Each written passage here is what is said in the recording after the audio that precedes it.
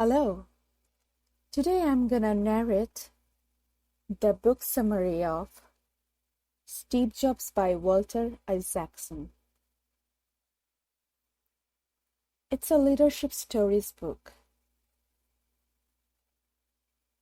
Steve Jobs' life summary by Walter Isaacson. First of all, I would love to thank Professor and biography writer Walter Isaacson to write the book with detailed life story of Steve Jobs. This book is 656 pages, and it's quite impossible for me to read this book with limited time. So I prefer to listen, and it is 26 hours of listening. I know how I can listen this book. I like Steve Jobs because he's one of the creative leaders who love the design and perfection of their inner part. I can share the specific parts that I learned from him. Let's begin. You must be aware of how successful the Apple company is. Apple is one of the wealthiest companies whose revenue was $215 billion in 2017, and its vast credit goes to late Steve Jobs. Steve Jobs is one of the most influential people in the century. I mean, most influential leader.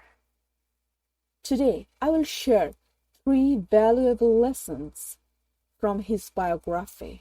I believe that these lessons are the actual reason why Steve Jobs have become so successful and which made him achieve such revolutionary results. First of all, feel special. Steve Jobs' childhood was different from healthy children. He had 2 parents, John Skebil and Abdul Fattah. John Zindali was a graduate student and they were in love with each other. When Johnny went to Syria to live with Abdel Fattah, after some time she came to know that she is pregnant after his new Johnny, who belongs with strict Christian family. And family said no for marrying Abdel Fattah, who belongs with a Muslim family. They decided to give their child for adoption. The couple who adopted the child was Clara, an accountant, and Paul Jobs, who was a mechanic and guard. After adoption, they become the parents of that child and named that child Stephen Paul Jobs. When Steve was around 5 to 6 years, a girl who used to be his neighbor taunted him and said that you are an adopted child. Steve went to her parents and asked them the truth that you are very special and we have to choose you to be our son. Steve started feeling and believing that, yes, he is exceptional.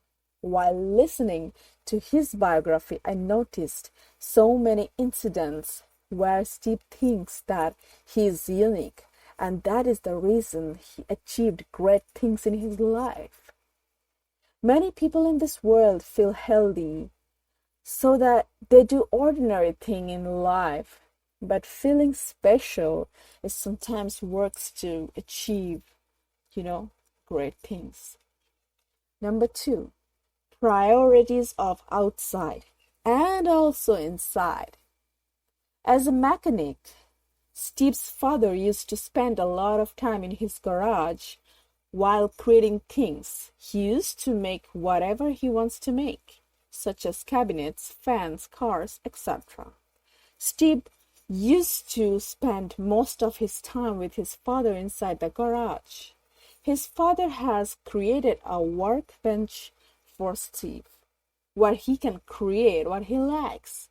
From here, Steve starts curiosity and for creative things. He got curious about knowing how jobs are created or made. He learned many things from his father, but one lesson he always remembered and followed, that is, a real creator shouldn't just focus on the outside, but he should focus on inside too. Whenever Steve's father used to create a fence or cabinet at that time, he used to tell Steve that he should also focus and work hard on the sides, which aren't visible. That is the reason Steve Jobs became a perfectionist about design and details. Once Steve working on his Mac product, at that time he went to people who were designing the circuit board and he asked them why the circuit board is not designed beautifully and why details aren't great. The designer said to him, "What is a big deal? No one will open and see the design of the circuit board."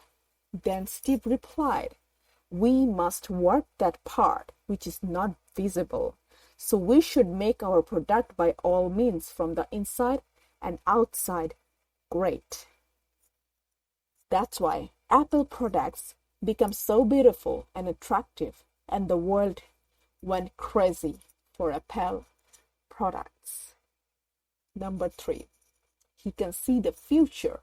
That means he's a great visionary. Earlier in computers, they're used to a black screen where only green color complicated codes were visible by Xerox Spark.